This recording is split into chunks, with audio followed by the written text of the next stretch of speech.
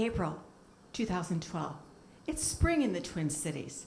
And if you can believe it, I am happy because I'm going to go and see my financial advisor. A little spring to my step and like, this is good.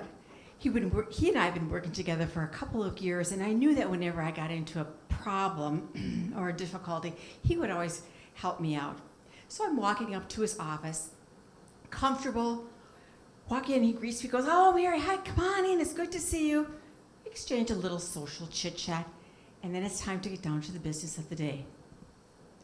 "Mary, did you really have that conversation with your daughter like you promised me you would?"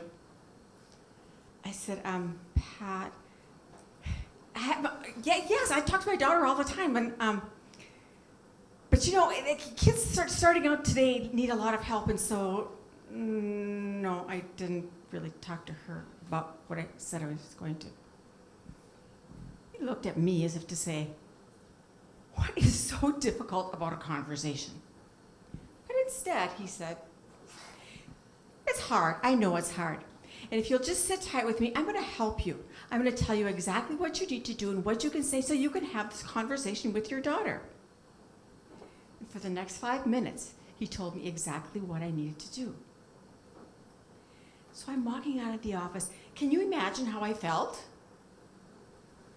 One hand like, oh my God, I know he's right. I know he's right. I should do what he tells me to do. I know I should. And the other hand like, oh my God, but he's telling me I have to have this conversation. I can't support her. I have to pull the plug on her. What am I going to do? It was really quite simple to figure out what to do. I pulled the plug on him. Why? What happened in this conversation? Was he a bad advisor? No. Did he give me bad advice? No, not at all. He thought he knew the problem that I have and he was going to solve it for me, but the problem that I have is not the problem that I thought I had, and our conversation got muddled. Totally muddled. Trust was broken. This broke our relationship. It's 4 years later. And again, we're in the Twin Cities, beautiful Minneapolis, and it's July 2016. I'm working with CEOs and teaching them how to have better conversations that connect, that really emotionally connect with the people that they work with. And along comes a CEO of a financial services company. I thought to myself, oh boy, how do I justify this one? Oh, quite easy. He's paying me this time. So he became my client, and over the next couple months that we're working together, he really turned out to be a nice guy. Thoughtful, considerate, really learning the work that we're teaching him in terms of the science of conversations and how to lead conversations that emotionally connect with people. It was really good. It was really good. And one day he said to me, I've got a really good idea. I thought, okay, bring it on, I'm open to it. Let's take that situation that you were involved in, and you be the pretend client, and we'll see how good I am, because I think I'm really getting this.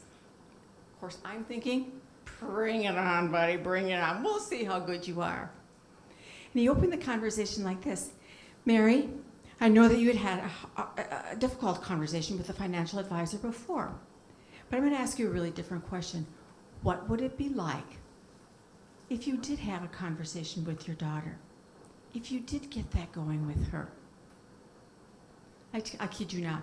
All of a sudden, the thoughts and the ideas opened up, and my mouth was now speaking the words that I'd only thought of previously. We had a dialogue and a conversation. It was lovely. It was lovely. Then the light bulb went on. I know what he's doing. Is this guy good or is he sneaky? He was that good. He was so good that I became his client. So what was different about this conversation that turned even a skeptic like me into a lifelong client for him? Really quite simple. He had the confidence, the skills, and the knowledge of how to lead conversations that emotionally connect. He was very comfortable in leading these conversations so that he could open it up and really focus on what was important to me, what mattered to me. And from there, the two of us could lead a conversation together to solve the problems and to figure out where we wanted to go.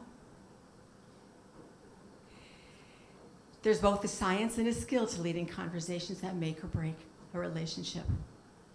And when you learn these, I promise you that not only will you lead conversations that beget trust, that feel good to you, your clients, your staff, the people that you work with, that you care about, will experience sometimes for the first time ever, that you listen and you care, and they feel valued, seen, and heard.